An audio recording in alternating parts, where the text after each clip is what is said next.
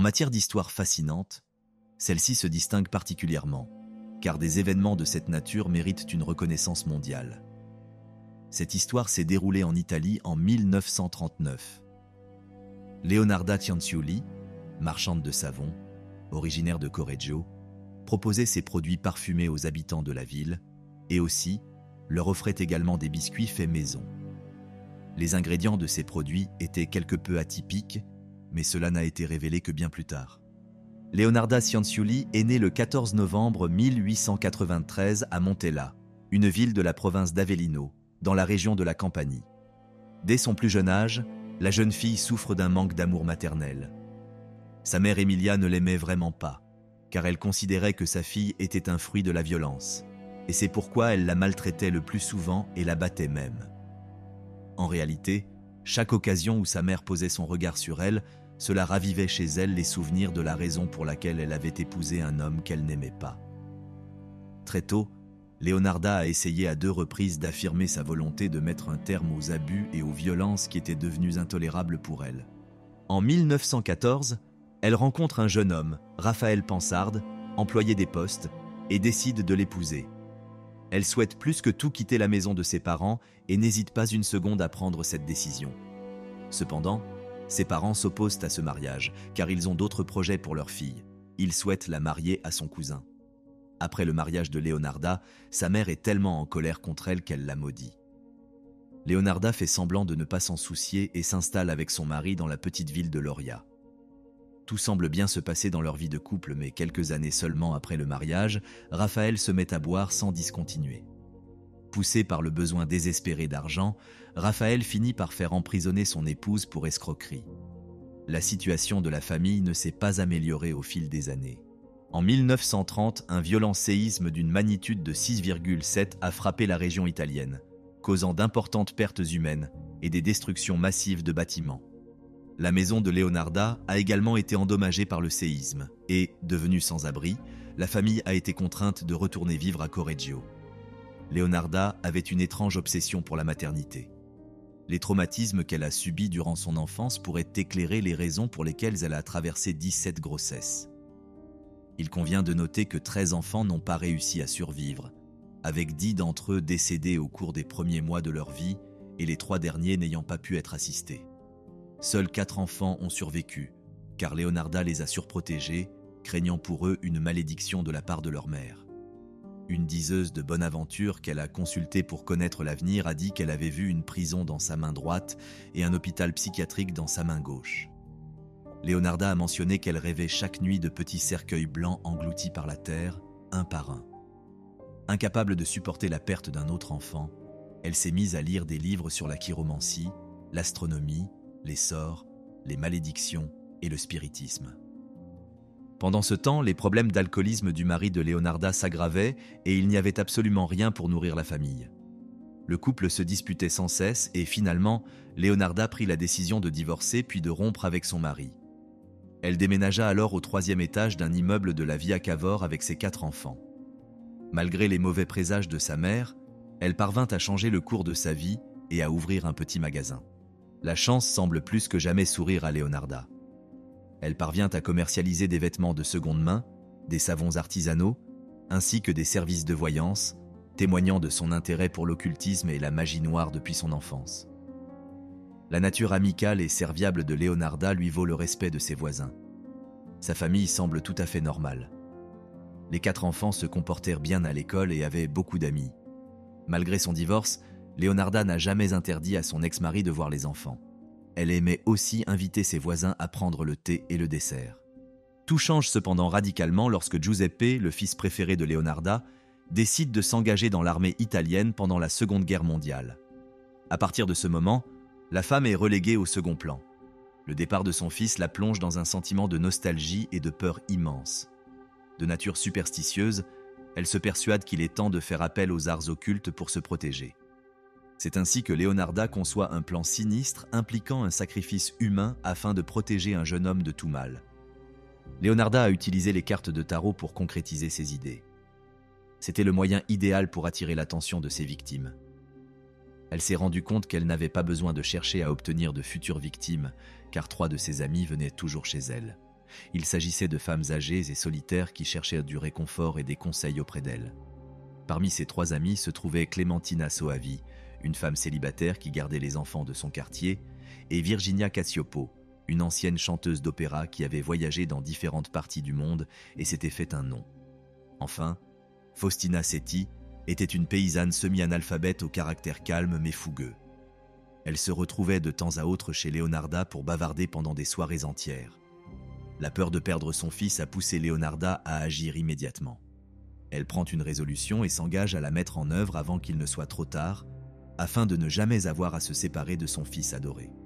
Le 17 décembre 1939, Faustina Setti devient la première victime de Leonarda, qui met fin à ses jours. Au cours de leur dernière conversation, Leonarda lui avait prédit son mariage. Un jour, Faustina revint lui rendre visite et, depuis lors, on ne l'a plus jamais revue. La veille de ce jour-là, Faustina Setti demanda à sa voisine si elle pouvait s'occuper de ses chats pendant quelques jours, car elle devait partir. Les cartes distribuées par Leonarda promettaient à la femme une rencontre avec l'amour de sa vie. Ce jour-là, le 17 décembre, elle passe un long moment à se faire belle. Faustina se coiffe avec soin, se maquille et a pris le temps de se parfumer. La femme, qui semblait excitée, a avoué à quelques connaissances qu'elle allait se marier et déménager dans une ville du sud de l'Italie. Les habitants de Correggio l'ont vue pour la dernière fois lorsqu'elle est entrée dans la maison de Leonarda. Une fois sur place, elle a disparu. Sa disparition n'a cependant pas éveillé les soupçons, car beaucoup ont pensé qu'elle était probablement partie pour rencontrer l'amour de sa vie et qu'elle passait dire au revoir à sa meilleure amie. Toutefois, la réalité est tout autre. Leonarda avait fait croire à son amie qu'elle rencontrerait son futur mari à Paola, affirmant qu'il s'agissait d'un ami qui rêvait de la rencontrer. Saisissant cette occasion, Leonarda a proposé à son amie de s'occuper de ses biens pendant son absence et lui a fait signer une lettre notariée indiquant qu'elle se chargeait de la gestion de ses économies. Leonarda lui a conseillé de ne rien dire à personne pour éviter que cette histoire ne porte malheur. Cette dernière lui a toutefois conseillé d'écrire à ses amis afin qu'elle puisse leur donner de ses nouvelles après son départ. Leonarda a également ajouté qu'elle serait heureuse si elle pouvait lui dire au revoir juste avant son départ. Lorsque Leonarda rencontre Faustina à la porte, elle semble heureuse et bien habillée. Cette dernière lui offre alors un verre de vin contenant un somnifère. Dès que l'invité s'est endormi, Leonarda l'entraîne dans une petite pièce, prend une hache et découpe le corps en 9 morceaux. Elle a ensuite pris 2 bassines préparées à l'avance, y a placé les fragments de corps, puis a rempli d'eau un chaudron spécialement acheté pour la fabrication de savon et l'a mis sur le feu avec de l'eau afin qu'il bouillonne. Elle y ajoute 7 kg de soude caustique ainsi que les morceaux de corps. Leonarda a ensuite remué le mélange jusqu'à ce que les fragments du corps de la victime se dissolvent et noircissent. Elle a ensuite versé le mélange dans des seaux pour le laisser infuser. Après avoir observé le mélange, Leonarda a réfléchi un instant puis a déclaré « Nous avons maintenant assez de savon pour 6 mois ». Quant au sang de la victime, Leonarda a attendu qu'il gèle, puis l'a fait sécher dans le four. La criminelle a ensuite mélangé cet ingrédient à de la farine, puis y a ajouté du sucre, du chocolat, du lait et des œufs. Elle a bien mélangé le tout et cuit des biscuits croustillants qu'elle a distribués à ses prochains invités, qu'elle a mangés elle-même et dont elle a régalé ses enfants. La disparition de Faustine passe inaperçue. Les voisins se souviennent qu'elle s'est installée à Paola et, comme elle n'est pas mariée, personne ne la cherche ni ne se doute de rien. Tout se passait comme d'habitude. Mais au bout de 9 mois, le 5 septembre 1940, Leonarda décide de renouveler son plan et de sacrifier une autre victime. Sa victime se nomme Clementina Soavi. Peu avant le prochain meurtre, elle informe son amie de sa décision de quitter Correggio pour intégrer un internat à Piacenza, car l'une de ses amies, qui dirige cet établissement, est prête à lui offrir cette opportunité. Tout comme la première fois, Leonarda a conseillé à sa victime de ne pas partager la nouvelle avec qui que ce soit afin de ne pas s'attirer de la malchance. Elle lui a plutôt recommandé d'envoyer des cartes postales à ses proches pour leur annoncer son départ imminent pour obtenir une place à Piacenza. Elle a également proposé à son amie de se porter candidate pour gérer ses biens et les vendre si nécessaire. Les choses se sont ensuite déroulées selon le même plan. Clementina est passée dire au revoir à Leonarda, a bu du vin additionné de somnifères, puis Leonarda l'a tué, démembré, puis a inclus sa dépouille et la recette des biscuits préférés dans la composition du savon. La disparition de la deuxième victime n'a éveillé aucun soupçon, car toutes ses connaissances savaient qu'elle avait trouvé un bon emploi et qu'elle n'avait pas eu le temps de faire ses adieux, si ce n'est pour confier ses économies à Leonarda. 2 mois plus tard, le 30 novembre 1940, alors que Leonarda estimait que ses sacrifices portèrent leurs fruits, elle s'apprêtait à mettre son plan à exécution pour la 3e fois. Cette fois-ci, elle choisit comme victime Virginia Cacioppo, âgée de 59 ans. Selon les cartes, le destin de cette dernière était sur le point de changer. Elle lui apprit que le directeur du théâtre de Florence avait besoin d'une secrétaire ayant des connaissances dans le domaine du chant et qu'il était prêt à lui confier le poste. Leonarda demanda à son ami de ne rien révéler à quiconque. Comme dans les 2 cas précédents, la victime potentielle a immédiatement commencé à partager la nouvelle avec ses proches. Le 30 novembre à midi, Leonarda ouvre la porte de son domicile à Virginia. Sans qu'elle ne le sache, la belle-sœur de la future victime l'aurait observée entrer dans la maison sans jamais en ressortir. Tout s'est déroulé comme les fois précédentes. Sauf qu'à présent, Leonarda agissait avec beaucoup plus d'expertise. Non seulement elle jeta le corps démembré dans le chaudron en ébullition, mais elle y ajouta également un flacon d'eau de Cologne. L'odeur de la mixture était merveilleuse. Au bout de quelques heures, Leonarda réussit à fabriquer un excellent savon à la texture crémeuse. Puis elle se remit à la confection de ses desserts, si populaires et si délicieux que ceux qui les avaient goûtés disaient qu'ils étaient un chef-d'œuvre. Leonarda affirmait qu'il s'agissait de sa recette fétiche. Quelques jours plus tard, Leonarda se met à distribuer des savonnettes à ses voisins et à leur offrir ses biscuits renommés. La femme est fière d'être reconnue par les habitants de la ville qui la trouvent aimable et toujours prête à aider. Pendant ce temps, Albertina Fanti, la belle-fille de Virginia, s'inquiète de la disparition soudaine de cette dernière. Il n'y avait même pas d'adresse où la joindre. Albertina trouve cela étrange car d'habitude sa parente ne se comporte pas ainsi. Elle décide donc de signaler officiellement la disparition de cette dernière au chef de la police de Correggio. Interrogée, Albertina Fanti indique que la dernière fois qu'elle a vu Virginia, c'était chez Leonarda Cianciulli. Les investigations ont révélé que les 2 autres amis de Leonarda avaient également disparu sans laisser de traces. Des recherches plus approfondies ont permis de révéler les nuances de cet incident criminel, qui n'était pas seulement surprenant, mais qui a également provoqué une vive émotion dans tout le quartier. Presque tous les habitants du quartier ont réussi à manger les biscuits de Leonarda et à se laver avec du savon fabriqué à partir des corps de ses victimes. Lors de la perquisition de la maison de Leonarda, la police a découvert des bijoux et d'autres biens appartenant à des victimes dissimulées sous la maçonnerie. Ils ont également retrouvé les dentiers de 3 femmes.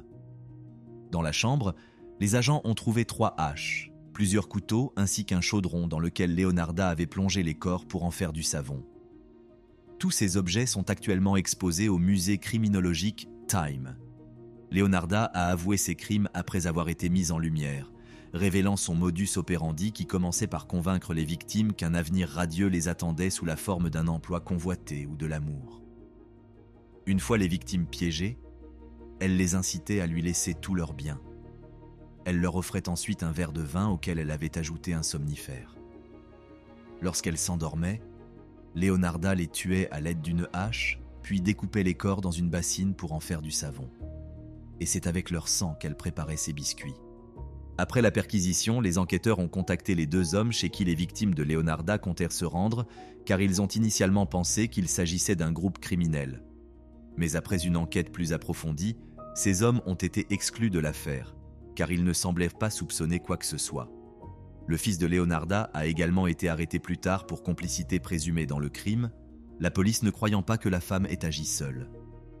Après avoir purgé 5 ans de prison avant le procès, Giuseppe a été libéré faute de preuves. Leonarda a tenté de convaincre le jury que son fils n'était pas impliqué dans le crime et qu'il n'y était pour rien.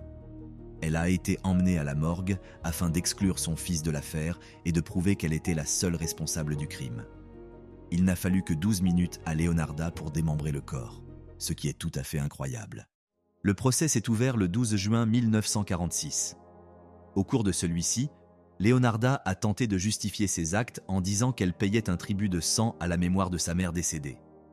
Sa mère lui était apparue en rêve et lui avait lancé des menaces. Si elle ne sacrifiait pas des vies innocentes en retour, elle prendrait la vie de ses enfants.